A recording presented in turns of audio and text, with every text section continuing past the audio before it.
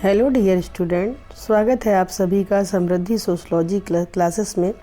आज हम समाजशास्त्र विषय के संबंध में चर्चा करेंगे, जिसमें हम ये जानेंगे कि समाजशास्त्र क्या है, इसका अर्थ क्या है, इसकी परिभाषाएं क्या है। तो चलिए शुरू करते हैं। सबसे पहले समाजशास्त्र क्या है?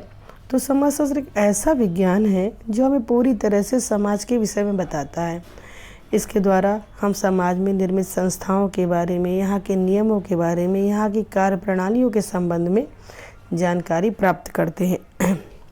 अगर हम सूक्ष्म अर्थ में कहना चाहें तो समाजशास्त्र एक ऐसा शास्त्र व विज्ञान है जिसके अंतर्गत समाज का वैज्ञानिक ढंग से अध्ययन किया जाता है।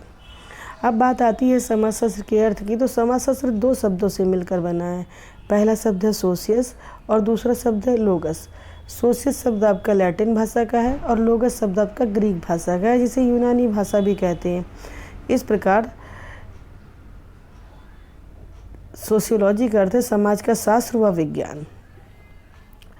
जे.एस. मिल ने माना है कि समाजशास्त्र दो अवैध भाषाओं की संतान है। मतलब समाजशास्त्र लैटिन और ग्रीक भाषाओं के मिश्रण से बना है, इसलिए उन्होंने समाजशास्त्र को दो अवैध भाषाओं की संतान माना और इन्होंने समाजशास्त्र की जगह इथोलॉजी शब्द का प्रयोग किया है।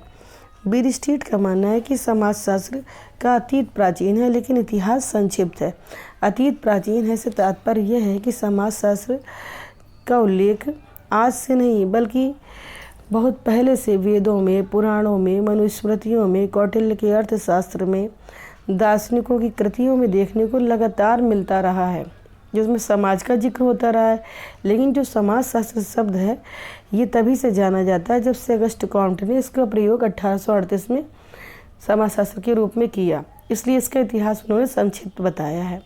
जिन्सबर्ट का मानना है कि अगर मनुष्य जन्म से दार्शनिक है तो स्वभाव से वह समाजशास्त्री भी होता है। कहने का तात्पर्य यह है कि अगर मनुष्य खोजी प्रवृत्ति का है, जिज्ञासु प्रवृत्ति का है, तो ये जानना चाहेगा कि समाज कैसे चलता है, समाज की व्यवस्था कैसे बनी रहती है, तो नॉर्मल सी बात है वो समाजशास्त्री भी हो जाता है।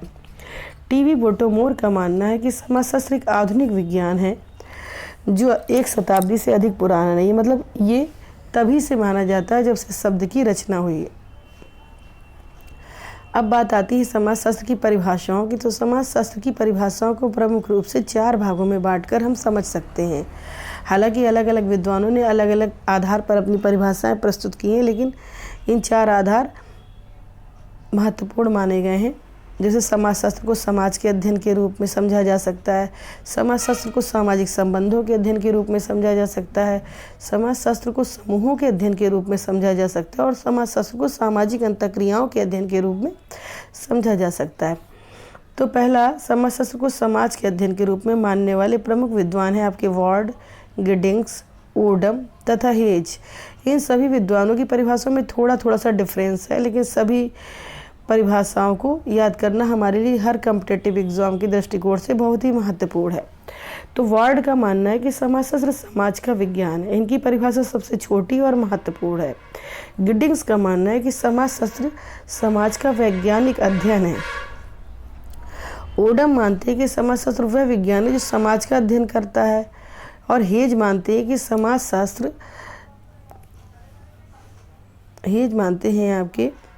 समाजशास्त्र जो है समाज के विज्ञान के रूप में परिभाषित किया जा सकता है। इसी प्रकार से दूसरा जो आधार है वो सामाजिक संबंधों के आधार पर मानने वाले प्रमुख विद्वान आपके मैकाइवर एवं पेज, रोज, क्यूबर, सीमेल हैं। तो मैकाइवर एवं पेज मानते हैं कि समाजशास्त्र सामाजिक संबंधों के विषय में है। मतलब संबंध तभी बनते हैं जब एक से अधिक लोग होंगे, एक से अधिक लोग हैं उनके बीच में संबंध बनेंगे, फिर जिनके बीच में संबंध बने उनके साथ दूसरे लोगों के संबंध बनेंगे। तो उन्होंने संबंधों के जाल को समाज कहा है। रोज का मानना है कि समाजशास्त्र मानव संबंधों का विज्ञान है।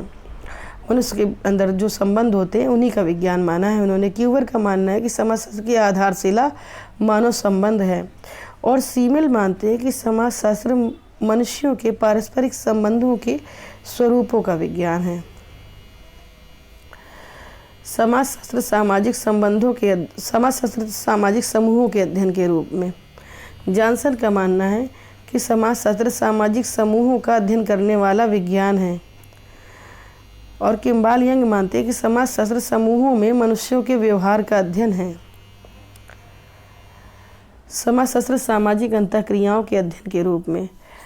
अकबर एवं निमकॉफ का मानना है कि समाजशास्त्र मनुष्य के सामाजिक जीवन, सांस्कृतिक, प्राकृतिक और सामूहिक विषयक कारकों का अध्ययन कराता है। इसी प्रकार से मैक्स वेबर, दुर्खीम और रास ने भी समाजशास्त्र को सामाजिक अंतःक्रियाओं के अध्ययन के रूप में परिभाषित किया है। मैक्स वेबर कहते हैं कि समाजशास्त्र सामाजिक क्रियाओं का अवबोधपूर्ण मतलब समझपरक अध्ययन है। जैसे उन्होंने कहा है कि समाजशास्त्र के अंतर्गत समाज का और व्यक्ति का मिला जुला कर अध्ययन किया जाता है।